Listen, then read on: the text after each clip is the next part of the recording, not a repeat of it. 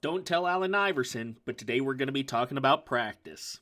If you're having a hard time structuring your practice sessions, you've come to the right place because I'm going to go over how I like to set up my practice sessions when I go to work on my game.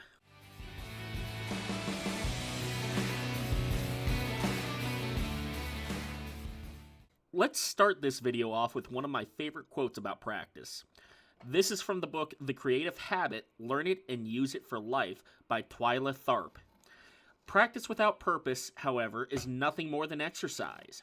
Too many people practice what they're already good at and neglect the skills they need more work on.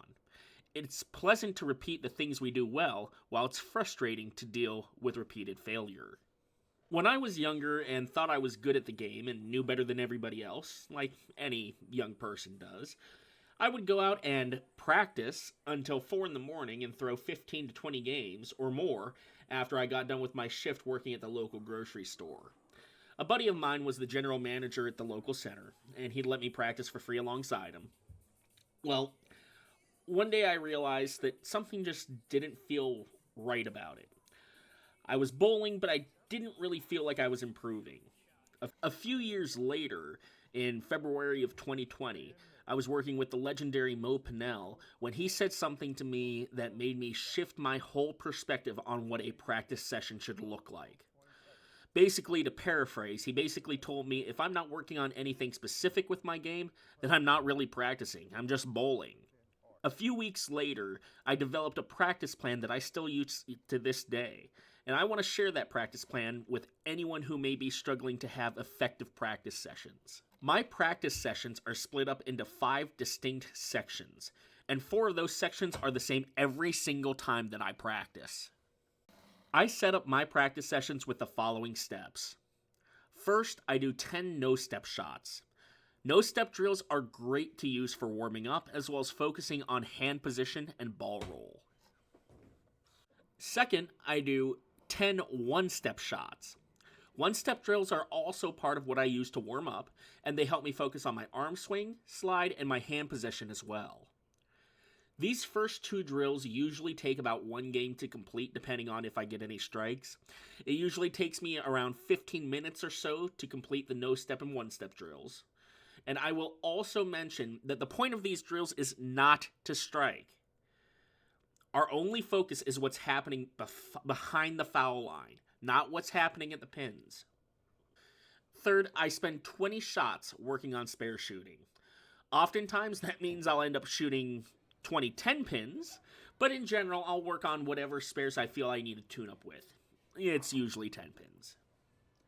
So to this point, the first 3 sections are what I do every single practice session without fail. It takes about half an hour, approximately 2 games worth of shots. It allows me to get loose, it allows me to get a feel for what my hand is doing that day, and it gets me working on the most important part of anyone's game if they're serious about improving their scores: spare shooting.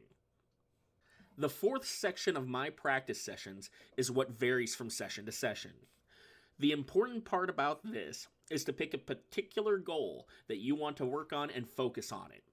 Playing up the boards, learning your equipment better, playing larger angles, messing around with hand positions, working on your swing, whatever it is that you want to work on is up to you. The only thing that you have to make sure about is that you are picking a specific thing to work on.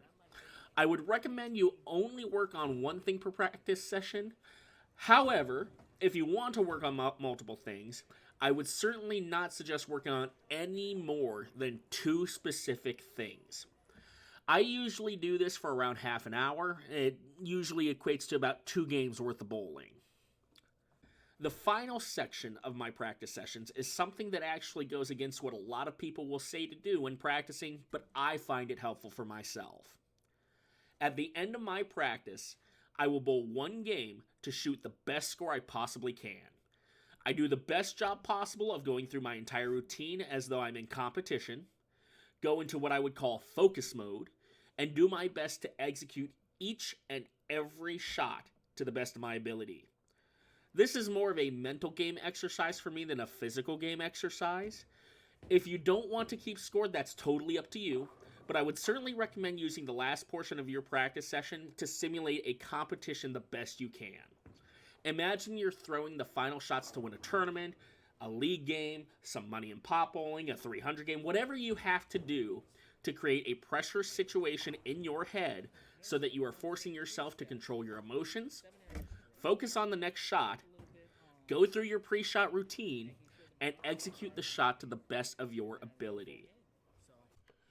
So again, just to briefly recap, the 5 things I do when I practice are no-step drills, one-step drills, spare shooting practice, focused practice, and a full game / mental game to finish things off.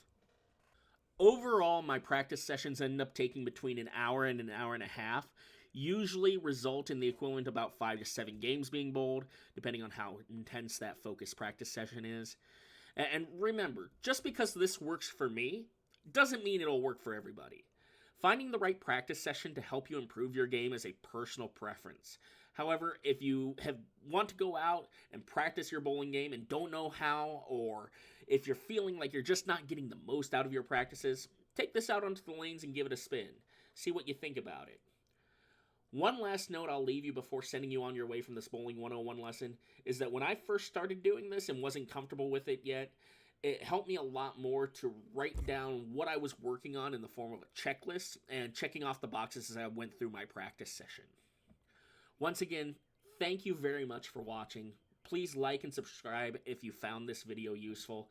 Check out the other Bowling 101 videos, and keep on striking.